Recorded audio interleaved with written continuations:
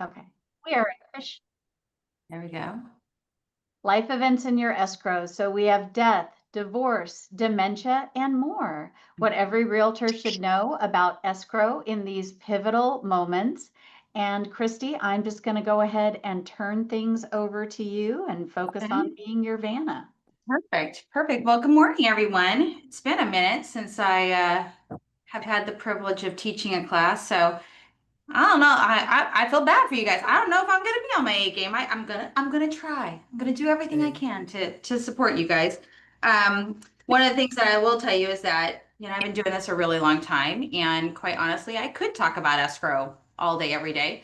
Most people would get completely glazed over and tell me to quietly step away from them. But I'm gonna assume that you guys want to hear this stuff, so we're gonna go for it. So let's talk about this right here. So, uh, you know, all day, every day, I'm dealing with vesting and solving the puzzle of escrow. And we have different rules for different situations. And what I will tell you, is that our job is to come up with multiple solutions to big problems. So we're going to start there. It says if someone that holds title to a property is separated, divorced, deceased, experiencing cognitive impairment, or out of the country, it will take time and documentation to make sure escrow closes and nothing comes back to haunt you from any beneficiaries or potential heirs. This is also true for a buyer who, you just moved my screen there, Jen. You messed me. This is also true for a buyer who's married and buying a property as an individual. If you learn nothing else today, use this tip. Before every listing, pull the current vesting deed. If the seller you are meeting with does not meet the names on the deed, find out why and contact your escrow officer right away to find out the steps that are needed.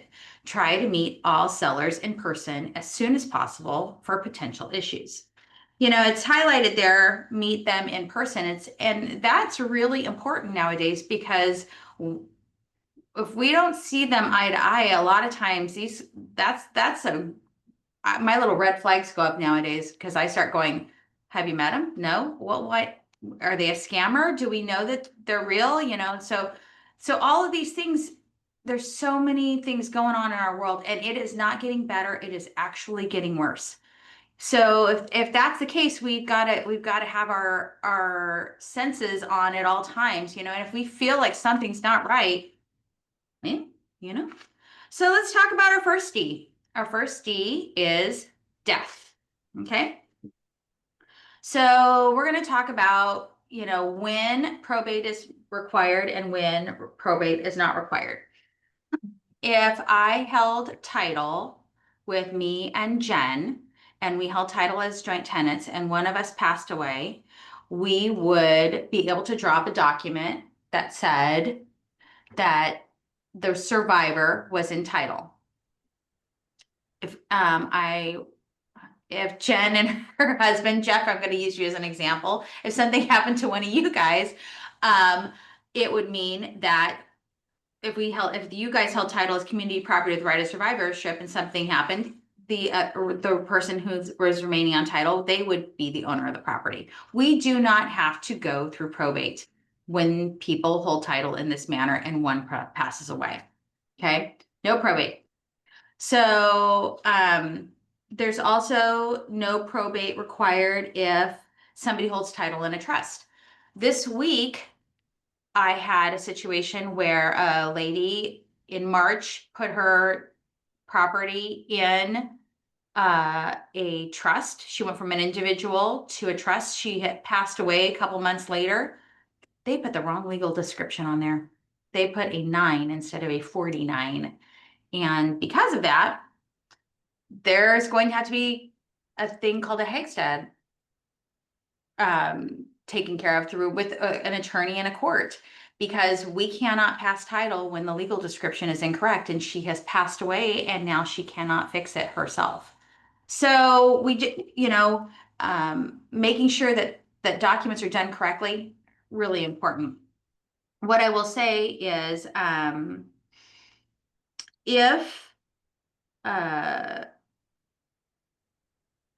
deciding joint tenants versus community property, you can't like married people can hold title in joint tenants or community property. This is where we defer back to a financial advisor. I never, ever, ever, ever recommend how somebody should be holding title. I will give them the tools. I have handouts for people to understand the difference between joint tenants and community property, but I always defer back to their financial advisor to find out which route they should take. Okay, so next one. Where there's a will, there's a way. So intestate, if someone dies and they don't have a will, what I will say it will, haha. What I will say is that if somebody dies and they only hold a will, there is still probate required. It just assists the probate process, whether they have a will in place or not. The next one, testate. If they do have a will and it gives a complete blueprint of what their intention was for the distribution of the property. So if they don't have a will, then the courts kind of get to decide how things are distributed. It can be quite messy, quite honestly. So, yeah. So if I hear one more time, they had a will though, so we don't have to go through probate. Yeah, we do. Purpose of a probate. So let's talk about that for a second. A will is proven to be valid. Administration of personal and real property assets and debts of the estate. Determine heirs, divisees, legatees. Judicial determination of character and status of vesting. So red flag if vesting is contested. Okay. So probate is the court procedure that directs the distribution of assets of a decedent when there is a will or when there is no will or a trust. Duration is approximately 1 year. It can be longer, can be shorter. Depends on also how large the estate is. It depends on if there are people who are agreeing or disagreeing. That all the things, all the heirs have a say in this. Property can be transferred during probate, closed as a probate sale. They must have court approval and go through special process. So this is when we have attorneys involved and everything else. They've assigned somebody, either an executor or an administrator, to step in and represent the estate. And it will be their responsibility to distribute any funds once the probate is complete. So once the probate has ended, property can be sold. The court ordered documents as guidance. So what we do is we gather a bunch of paperwork from the attorneys. I give them a long laundry list and we run with it from there. When we get that paperwork, it'll tell me what the title is, exactly how their names read and all that kind of good stuff. When you're taking a listing and when you go and you talk to somebody and their name obviously is not going to be on that vesting deed, it's really important to get the proper documentation to, make sure that you're talking to the right person. So, okay, so you're not entitled. How do you have the right to sell this property? Well, they're deceased. Well, here's the will. It says that I own this property. Well, you're going to unfortunately have to go through probate and all that kind of good stuff. Or I am in probate, this is the documentation saying that I'm going to be the one that's going to be representing the estate. So we can talk about all these things. My suggestion always is, if they don't have the right documentation, you get a hold of your escrow officer and we can do a pre-open and we can look and see what's going on there. So who gets the money in a probate sale? If the estate is still in probate, the funds will go to the executor, not them as an individual, but to the estate. They'll be responsible to distribute any funds once everything has been completed.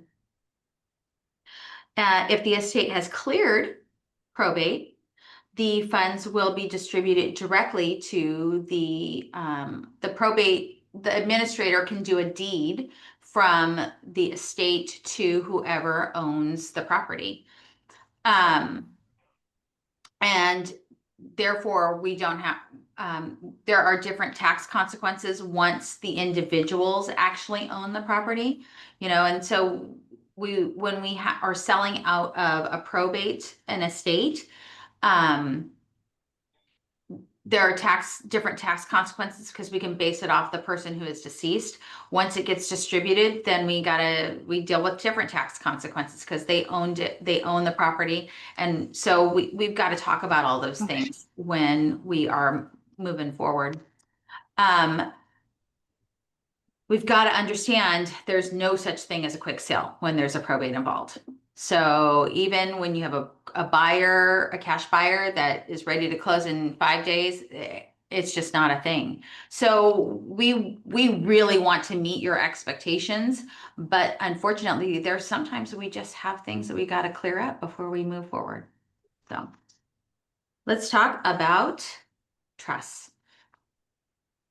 This is my soapbox moment. I talk to all of my friends about trusts on a regular basis. Some listen, some do not. But it is the kind and gentle way of taking care of the people that are left behind. My kids get all wackadoodle when I start talking about my trust is over here. And they're like, why do you have to keep talking about when you die? And I'm like, because it's the nice thing to do. It's the kind, gentle way of taking care of the people that we love. A trust will state what my intention was to do with my property. My trust will state who I want to take over for me if I can't represent myself. And it spells out exactly what happens for this property and the rest of my estate. It says when a property is in a trust, the trustee or the original or successor must be spelled out by our seller. The person is deceased. We will need a copy of the trust to confirm the correct party is selling the property. We'll prepare a trust certification document when the seller signs. This is certifying under penalty of perjury that we are dealing with the right people for our transaction. So if I sell my property and I am the trustee of my trust, the escrow officer will not require most times a full copy of my trust. Now, if something happens to me and there is a successor trustee, the escrow officer will require a full copy of the trust. If I am out of the country and somebody else is going to sign for me, it gets really messy because typically speaking, power of attorneys, which allows somebody else to sign on my behalf, right? They typically do not go hand in hand with a trust unless it specifically states within the trust. So I have a situation as we speak where the seller is in her trust, 88 years young. She isn't really terribly interested in signing all the documentation. Her daughter has a power of attorney for her. She's been told by the real estate agent that we can use the power of attorney. Well, I had to gently say to the real estate agent, you can't make those decisions for us, unfortunately, because we're the ones doing the title insurance. We have to follow exactly what the trust states. And if the trust has not, we have to follow it to a T. So if mom wants to resign, she can do that, allowing her daughter to sign on her behalf.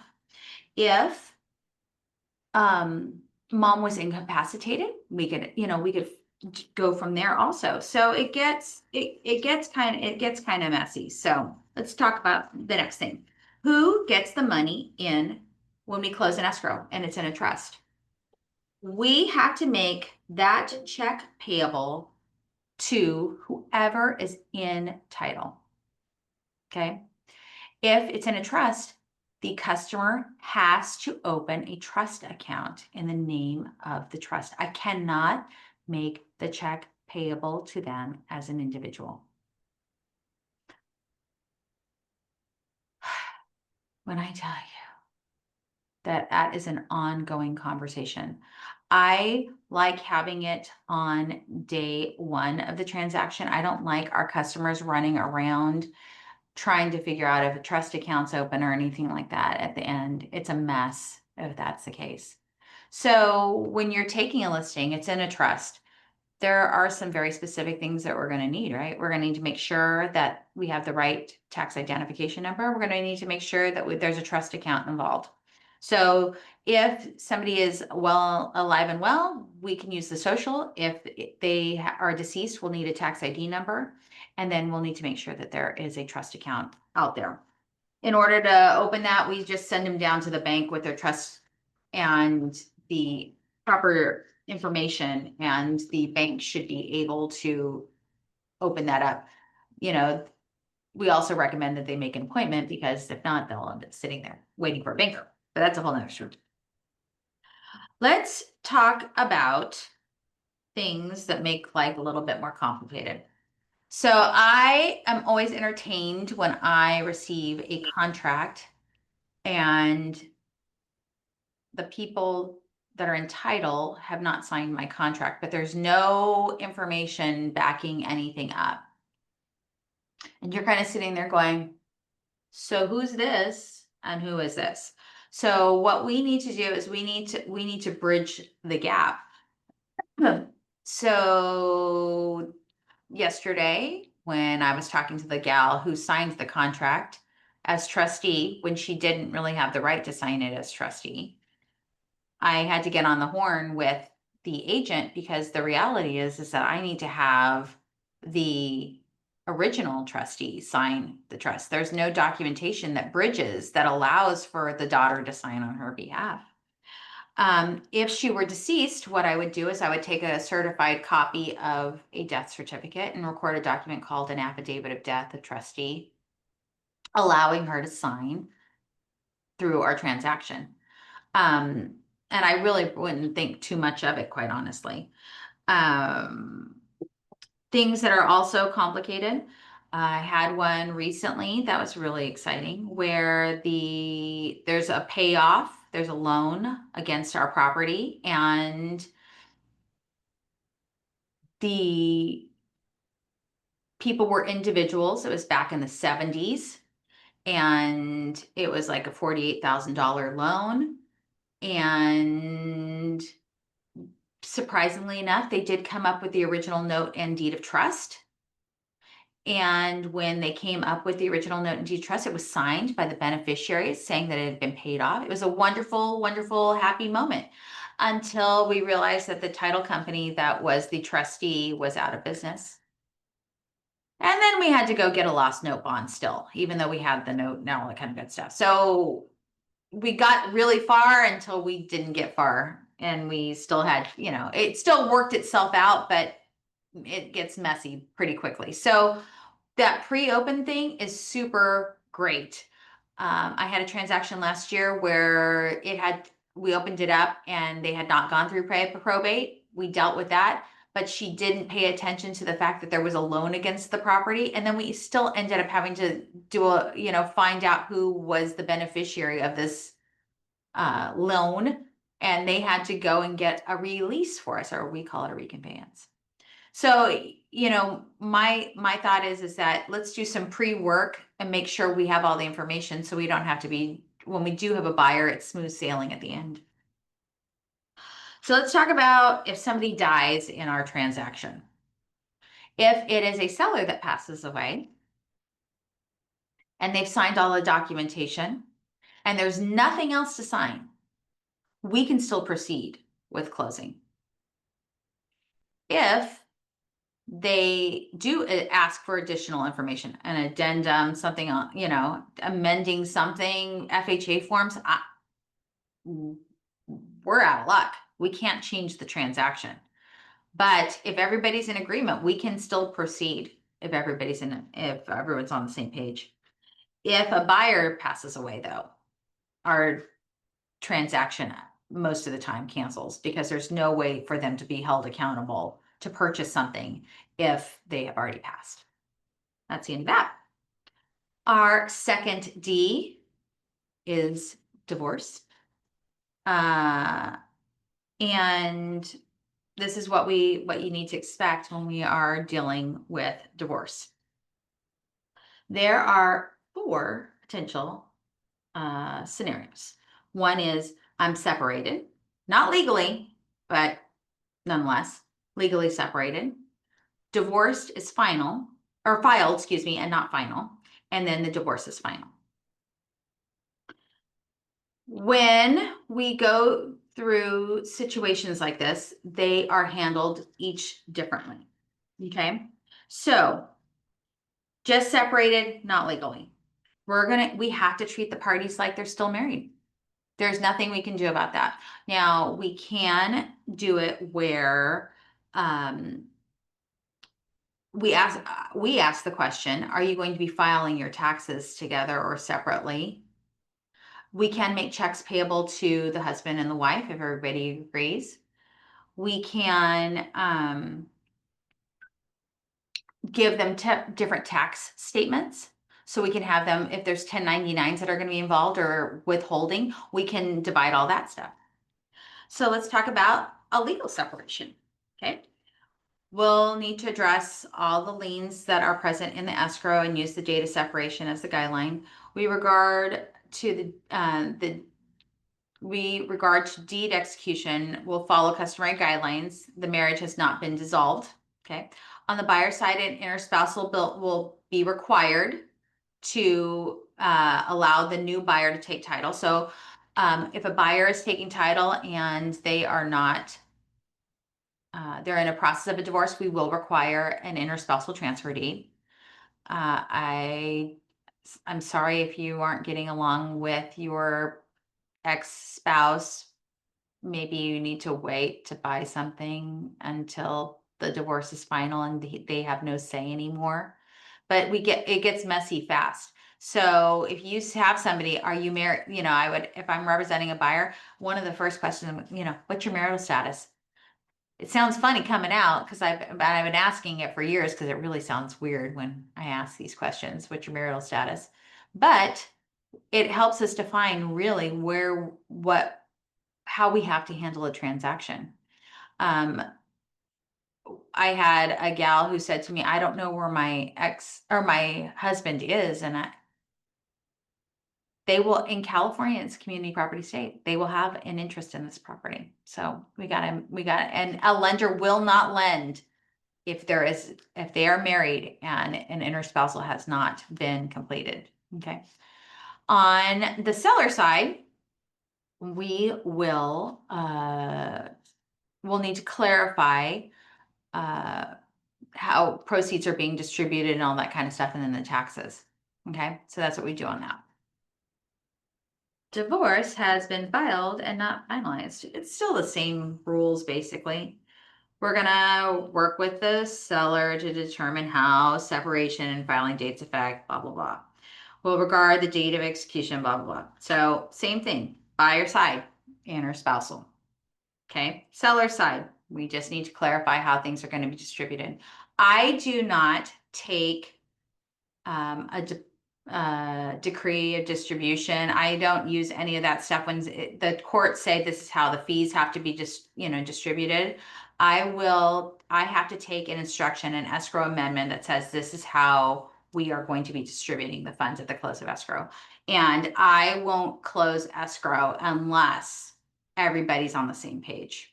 Okay. And that's when the divorce is final. We do use it as a reference, the degree of distribution, but we don't use it as our instruction. So that's what we do there. The case of the missing spouse. So divorce was never initiated or final on both the buyer's side. The individual must seek a divorce in superior court. When the divorce is granted, the judge will create an order ordering the county clerk to execute a spousal deed that we can use for our purposes. So, they're missing. Guess what? The courts would have to step in to help us out, unfortunately. If the divorce is finalized on the seller side, we may require the former spouse to sign an interspousal if the title is still in both names. So sometimes, somebody's been awarded the property, but the attorneys never followed suit. They just assumed that the divorce decree was enough to put it into their names. That doesn't always, we have to have a document executed. If the ex has disappeared or is unwilling to sign, sometimes we can use that divorce decree. We just get a certified copy, and it depends on, we take it all the way up the food chain to the underwriters. So that's where we're at with that. Christy, before we move on to dementia, there's a life event that happens occasionally that we did not put in our presentation, but I think you could just speak to it quickly. Mhm. What if somebody's in jail when they're trying to sell a house? Bradley, do you want to talk about that? We sent Brad to jail. We sent Brad to jail and make him go get it taken care of for us. Sadly, we've done that more than we'd like to admit. Brad could probably talk about that. Sadly, we have had to deal with the prison situation. We've had to deal with the jail situation. We have to jump through hoops, and there are departments where they specialize in getting documents signed. It's always, every once in a while we run into somebody who's been smart enough to get a power of attorney signed, but unfortunately, a lot of people don't think about that when life is in chaos.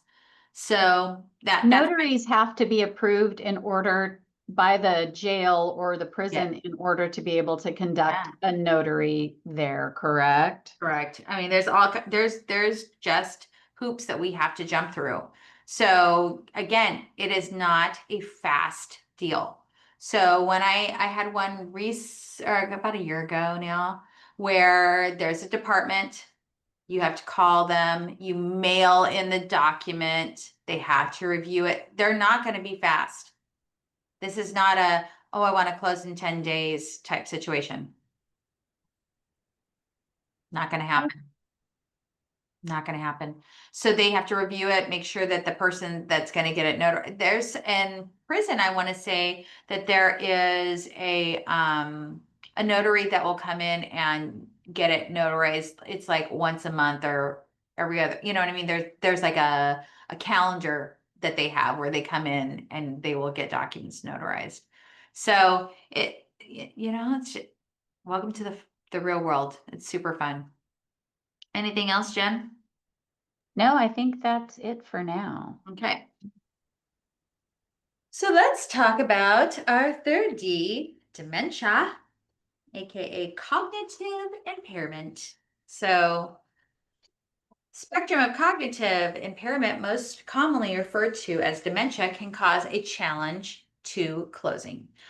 All parties executing deeds or deeds of trust need to demonstrate that they are aware of what they are signing and the impact that it has on them. If the client is recognized or has recognized cognitive issues, a power of attorney may be able to be utilizing to allow the closing to proceed. So let's talk about power of attorneys. A lot of people don't realize that it is, the minute somebody gets diagnosed with an impairment, before it gets too messy, we really do need to have a power of attorney executed prior to a doctor's note, prior to the doctor saying they don't have the capability of signing a document. The underwriter looks at all of these things. All of these things. They want to know when somebody was diagnosed, when the document was signed, Did they know what they were signing? All that kind of good stuff.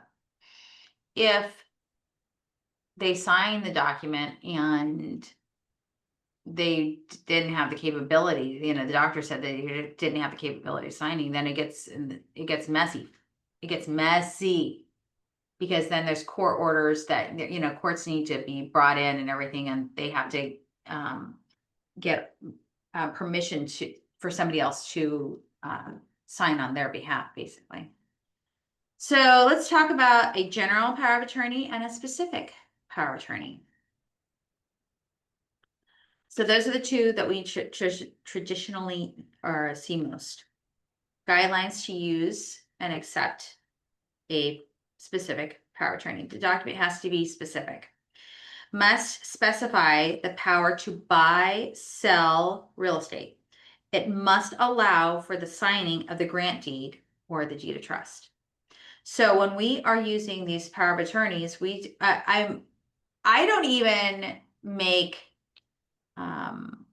I don't make any decisions on my own anymore. And I've been doing this a really long time. So the minute I get a power of attorney, I immediately send it to my title officer, which she reviews. If somebody is signing, they're going to end up signing your contract with the power of attorney, get a pre-open on your deed or on your property, and we can do a preliminary title report.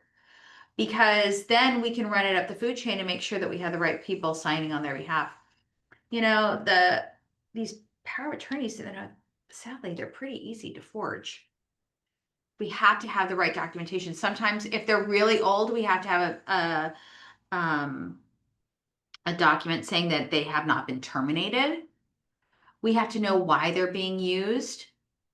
Sometimes we can have people sign, sometimes they're out of the country, but that's what, I think we're gonna cross that bridge in about 2 seconds too. So we've got to know the why behind these power of attorneys. So we want to know how old the power of attorney is, when it was signed, do the signatures match the recorded documents? Is the notary approved by Chicago Title? And did the signing take place out of the country? We've got to go down all of these roads, because we're protecting fraud is a really big deal. Elder abuse, really big deal. And we run into it sadly all the time still. And so I'm a glass half full type person most of the time. So I have had to learn to realize that there are people out there who are not good people and they are doing bad things. And if that's the case, we gotta watch after stuff. And I let my spidey senses, my red flags, all that gut feeling, I let them rule how I make decisions nowadays. I used to, go, oh, I'm just overreacting. If you have a feeling that something's not right, 9 times out of 10, something's not right. So how long is a power of attorney valid for? It kind of depends.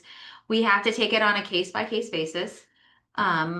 Goes down that whole road again, right? It depends on how or why you're using the power of attorney. Is the party aware that you're using the power of attorney? So if I give Jen my power of attorney and I'm out of the country and she's selling my property, it can be a problem if I'm not aware of this happening. And then some power of attorneys, they have expiration dates. So the power of attorneys that we draw through our transactions, so it is not unheard of. I've done it multiple times where we have a pre-open and the customer says, hey, or my agent says, hey, the seller is leaving the country for the bulk of our transaction. Can you draw a power of attorney? I would draw a specific power of attorney to this transaction. I would address this address. It is only good for this address.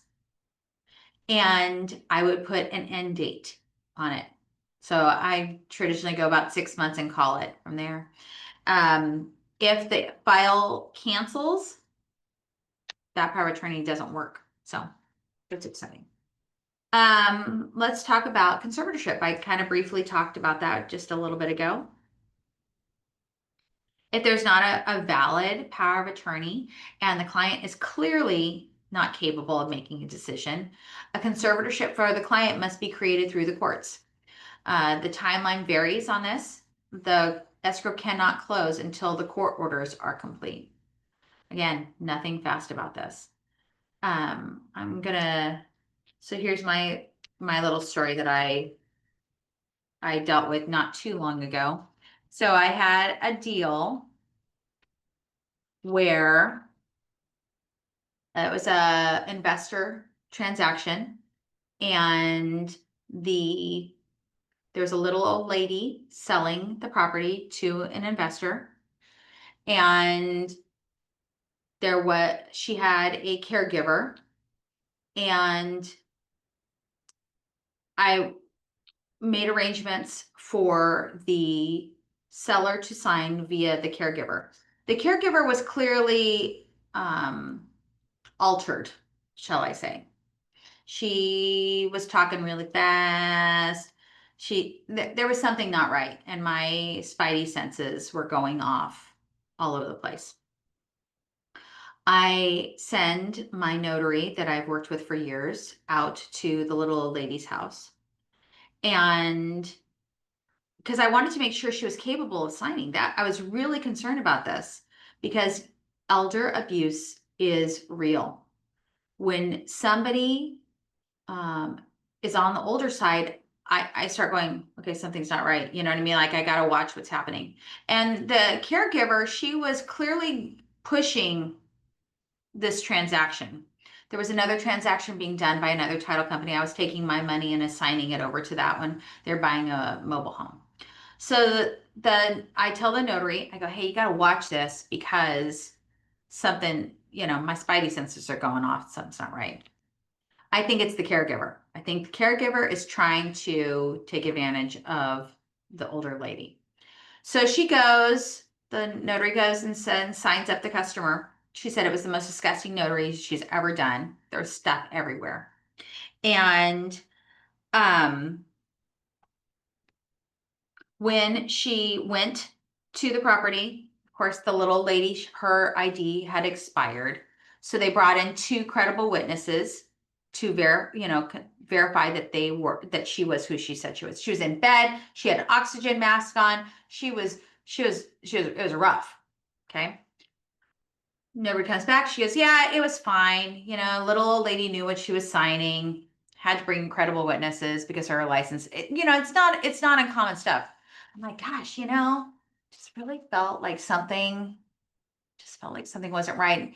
The caregiver did try to call in at one point and give me instructions on how to wire funds to her account. And I was like, I'm not taking instructions from you.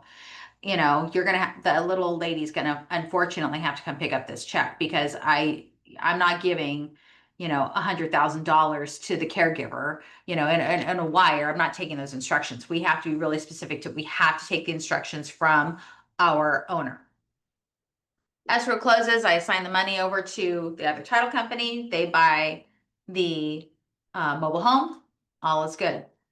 Or so we thought. 4 weeks later, I get a phone call from the white collar crime department, County President. So what happened was the little old lady went into the bank, and come to find out somebody was pretending to be the little old lady. And when they did the thumbprint, they realized that they were trying to, take this money because it worked the first time, right? When we closed escrow, but now they wanted the funds. So what happened was the caregiver had somebody impersonating the little old lady, put another old lady in her bed with an oxygen mask on. And our old lady was in assisted living for like the last 3 years. But it was crazy because the caregiver had access to the lady's social. She had access to the payment, there was a home loan that we paid off. We literally had to undo the whole both transactions. So the money from the first or the mobile, they had to undo that transaction. The commissions had to come back from the agents. Then those funds had to be transferred over to our transaction where we had to undo everything, but there were no commissions being paid. Fortunately, the buyer had a title insurance policy because we were able to refund him all the money, but it was a complete disaster. The way we found out, or the way I was like, God, how would I have figured out that she might have not been the same person? I went back to what she signed in my transaction, and I went to where she signed the deed of trust, and one of the little ladies was a lefty and the other one wasn't. Go figure. It was it was the worst. Ugh. And I was like, if I would have just looked at like a previous deed instead of like, okay, I guess I was wrong. I guess I was wrong. I wasn't wrong. Go figure, huh? So that was my little side note. Let's continue talking about power of attorneys here. Power of attorneys and trusts, typically no, we can't use them unless it states specifically within the trust. Okay, so we kind of already talked about that. Leaving the country, you're going to call me, you're going to say, I'm going to pre-open this deal, and the customer can sign a power of attorney. I can do it done. I can get it done in like an hour. Seriously, it can be done really quick.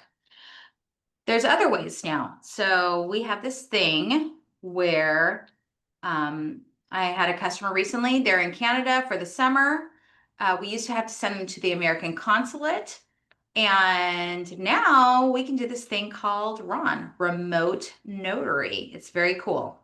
I don't go around, screaming about this, but it is a very cool deal. So what happens is if the seller has access to these things, right? A US Social Security number, they're a US citizen or a resident alien, they have with a Social Security number, a minimum of 5 years of a US credit history, a US government issued driver's license or passport.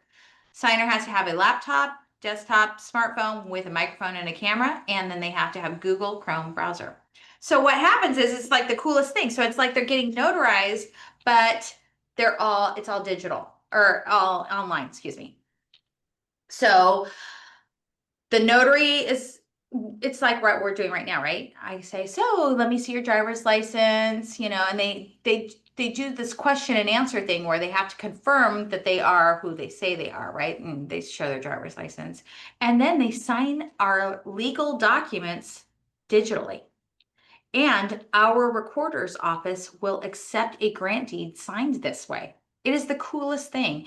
So I'll have them sign all the notary documents with the notary, and then everything else I'll have them sign DocuSign, like the tax forms and all that kind of good stuff. And we can close a transaction. So we did this, for the people who were in Canada, and it within me requesting the notary, it was like 48 hours and I had the deed signed and done. We're ready to go. Is there any fingerprinting as a part of the remote online notarization process? Think so. I don't think so, but I think that there's some hoops that they have to jump through, and I'm not familiar with what that conversation looks like between the notary. But they have to jump through the hoops to make sure they are who they say they are, for sure. And we had a question about what are the established procedures for a seller living abroad who wants to sell their domestically located property. So would remote online notarization be the best option for that? Sometimes, yes, that is the case. Again, they have to meet these requirements, right? Next thing is there are certain countries, I don't know which ones they are, but they're the ones where they can that you hear about them and they're like, oh yeah, I'm not surprised. They will not allow if you're in a certain country, and I can get the list. You just have to give Would me a Nigeria be yeah, I one of mean those countries? it's those rugged ones where you're like, oh, that's where all the guys who are breaking into our systems already, that's where they live. So if they're there, they won't allow them to do remote notary. But if they're in like London on vacation, we could do it. There are I want to say is it Kings County? I think it's Kings County that won't allow remote notaries. So But we did have somebody chime in that said California doesn't allow them. It is pretty recent that California did start to allow them for yep, real estate transactions. I just used it a couple weeks ago, actually. Yep. So we were Fresno late to County. the party, but we are at the party now. Yes, we are enjoying the party. We are enjoying the party. Yeah, it's I've used it twice and it's pretty cool. It's pretty cool. And I mean, granted, it's not give yourself 48 hours to make sure that it happens. They have to work on the time frame of the notary as opposed to we're working with the customer. Um, and where because time frames and stuff like that. But yeah, so it's pretty awesome. I'm not gonna lie. Yeah, I mean, if I had my choice, it would probably be, here is using the power of attorney. I kind of dig that a little bit more. And having the customer sign I'll have everything else signed DocuSign by the real seller. So, we kind of float with it and allow it to, do what we need it to do. So, hey, I know that girl. Perfect. Well, at this point, Jennifer, we there's are still more going to loop questions. back to, okay. Jennifer, there's still more questions. Okay, So I'll let somebody you. actually stated, asked us, in the case that only one spouse on title, but there is a divorce decree stating the split of 50-50, may it be honor or does Chicago title need to be stated in the divorce decree? So what we would do, unfortunately, we have to pay. We have two options here. We can either pay who is on title, or we unfortunately have to push back and send funds to, hopefully they have an attorney involved, because we can make checks payable to the attorney on behalf of our customer, and the attorney can do the distribution. Our hands really are tied though, and we have to make it payable to one of the two, an attorney or whoever's in title. And most of the time, the person who is out there, if they filed a document called a lis pendens, where it basically stops everything and there's payment required and everything. If there's a lien of record, I can pay it.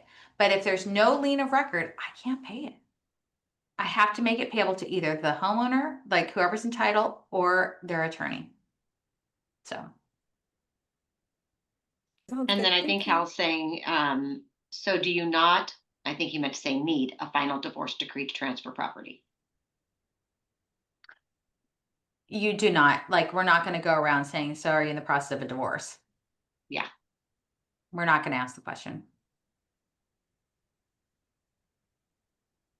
All right. Well, if anybody else wants to unmute and ask a question, now would be your opportunity to do that. If you've got to hop off the call, thank you for joining us, and we will send a recording out later today or at the very latest on Monday.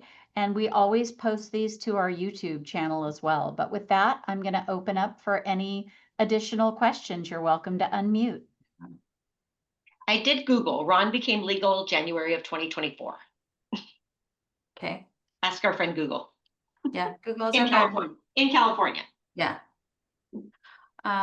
Take the open a trust account is not saying. Okay, so Lori was asking about the trust account. Yeah, it doesn't happen in one day. That's why I try to get, when you are taking a listing and somebody is holding title on a trust, again, I know it's not your lane, but we already know that the check's going to be made payable to the trust, so they need to get their self down to the bank and get that dialed in. We do not need a divorce decree to transfer property. No. In the case, there's only one spouse on title, but their divorce is stating. Yeah, I think we're good with the questions in the chat. It's just if anybody wanted to unmute and ask you something. I do, and it's a dumb question. Your YouTube channel, what is it? Chicago Title Fresno. And there you go. There's all our old classes on there. It's kind of fun. Thank you. Questions. I have a question. Go ahead, Miriam. Okay. So my question is, how, I know we're not supposed to guide our buyers how to take title. Right. But obviously when they open escrow, they see like, okay, we have a title rep. And could the title rep guide them, even though I had given them the handout? So I give Because them, obviously most of my clients don't have a financial advisor. So that's a question that I have. so what I give them the handout, and unfortunately, if I choose wrong, just like if you choose wrong and something happens, they're gonna, I always, my statement that I say on a regular basis is no good deed goes unpunished, right? We decide to step in and we decide to help and we help incorrectly. If it costs them enough money, and I know that who they're coming after. So I always if it's not in my lane, I don't help. I can't help anymore. I would love to help more than anything.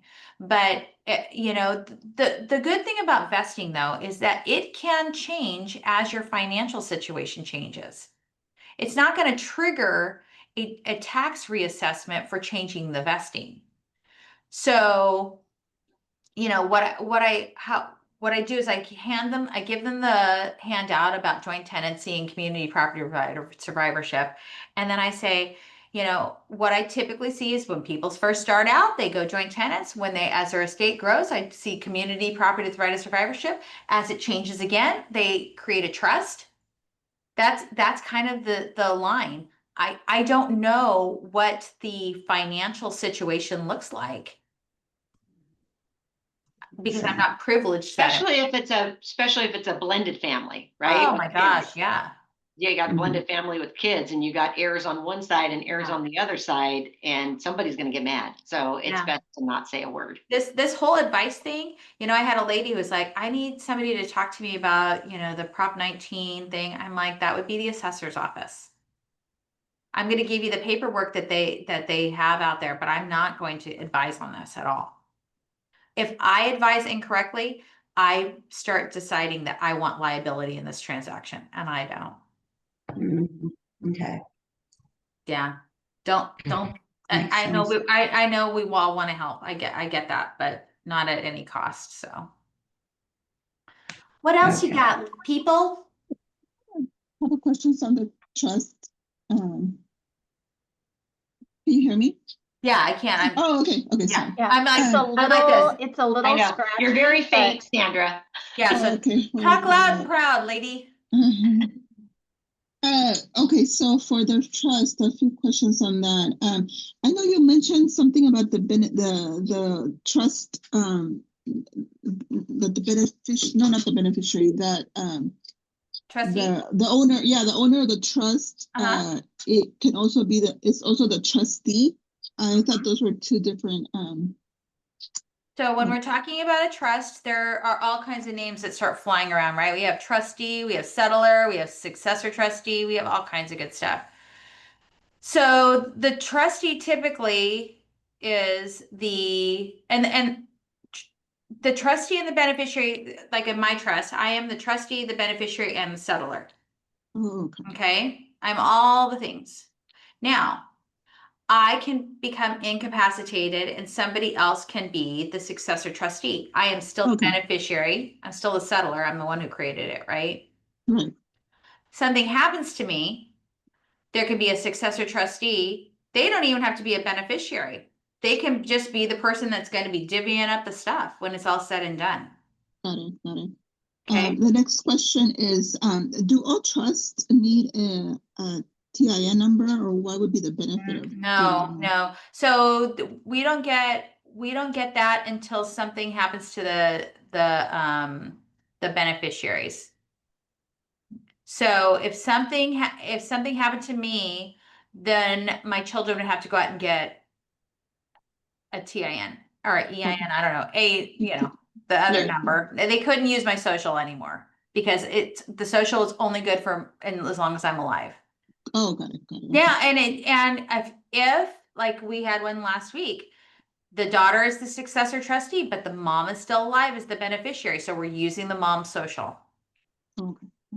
And then finally, on the trust, if if it's going to the beneficiaries, the owner passed away. Mhm. Do you guys, how does the gift taxes, is gift taxes come into play? And then this title take care of that? We put the money into the trust account, just like normal, and it hasn't been distributed, right? It's still in the trust. So Okay. we make the check payable to the trust, and the trust, it will be the trust responsibility to do all of the accounting. Oh, Mhm. okay. I think that's it. Thank you so much. Okay, you're welcome. Christy, Quick question. I have a question Mhm. regarding the trust.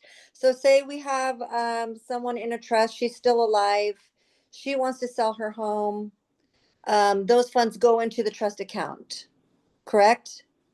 Yes. Okay, so from the trust account, could she then remove those funds and put them into her personal account and then distribute as she pleases? Yep. No, so what would happen? Okay, so the all funds go through the trust account and they they make all the distributions on their end. We have nothing like it, all funds have to be made payable to whoever's entitled. Even if she's still alive?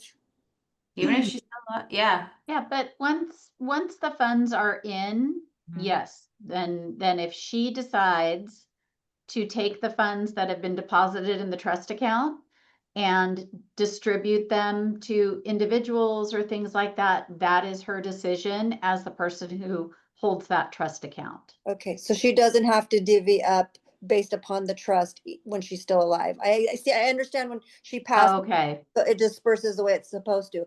But if she's still alive and she says, hey, now I don't want to give it to all 4 children, I just want it to go to 1. She has to amend her trust, Denise, Just amend the trust, okay. because the Yeah, trust account everybody, is gonna go with the trust. yeah, so yeah, we have to follow whatever, you know, that we don't do any of the backside stuff, but yeah. Okay. Lily, you have a question? Yes, I do. Good morning. Going back to the example that Christy gave about her own trust. Once she passes on and she's no longer able to use the social security number, she said, and the family needs to go out and get an EIN. Where does this EIN, who assigns this EIN? They typically go to their accountant or their attorney, and they can get that for them. But I believe it's super easy to get though. Would this be the attorney that prepared the trust? Uh-huh. No accountant? Yeah. Okay. Yeah. And how long does it take to get it? I think it's easy. I think it's a matter of just going on the system and requesting it. Okay, thank you. No problem. Quick I have a question. question. Okay, go For ahead. the probate, what documents do you guys need from the sellers? So that's a long laundry list. You know, we have and it differs from each transaction, right? So the thing that I base most of my paperwork off of is the letters of testamentary. We will inevitably need the original one. There are additional papers that the title department will request. And again, I when I tell you that I have zero problem admitting that I don't get in other people's lane. Like I don't even pretend. I have a list that I literally copy and paste. I go, Chris, is this the list that you're going to need? And she goes, yes. And it, you know, sometimes it means that you know, we show that the heirs have been sent information. It's we want to make sure that there's no taxes owing. There's all kinds of little things that we have to deal with. So, but the most important one is the letters. Okay, so like, once they get like court approval, they get certain letters, like, Mhm. I forgot, letter of administration, things like that, right? Yeah. Uh-huh. But then it So just what? depends. So again, you know, if I were in your shoes, what I would do is I would pre-open it. Mhm. I would not make a list of the things that are required. I'd say, I'm going to have the escrow officer reach out to you and give you the list of the things that are needed. Yeah, and then it usually should go straight to the attorney, right? Because usually a lot of clients don't even know what they're gonna receive or what they need. Yeah, you know, it's so funny. I had one recently where the gentleman took on the probate himself without an attorney involved. I mean, it was quite messy, but he did have all the documentation that we needed. So, you know, I was very surprised that he had done it himself. Yeah, I do have some people who'd like prefer to do it like that, but I feel like a lot of times it takes longer or there's It some does. mistakes being done and it has Yeah. to take long. Yeah, you know, most of us are not inclined to be an attorney, right? And all it takes is doing the documentation you know, one wrong way, and it can increase the time frames. You know, they might save some money, but at what cost? Yeah, that's right. Okay, thank you. We had one other question. What if there is debt? Does it have to be paid before who it is the property is left to? We only concern ourselves with debts against the property, but is there anything you want to add? No, I to mean, that? it's funny because, you know, we run into that scenario. We run into that scenario regularly in the sense that we have,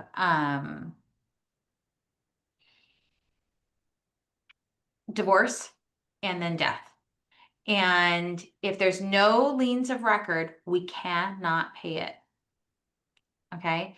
So how, you know, people go, well, you paid the buyer's credit card bills. It's because the lender has instructed us to do so.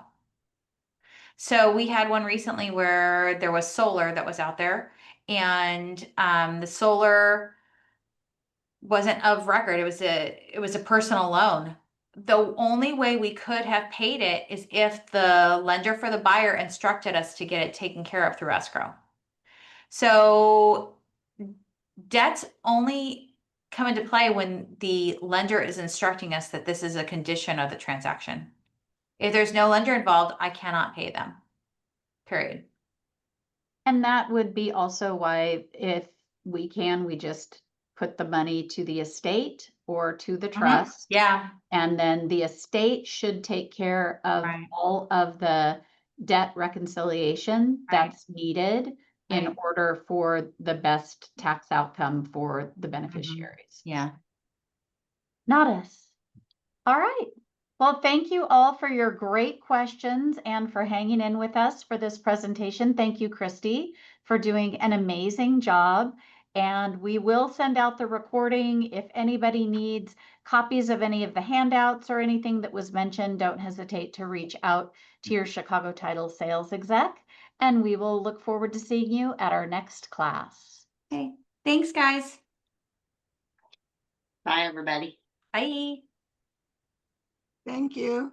No problem.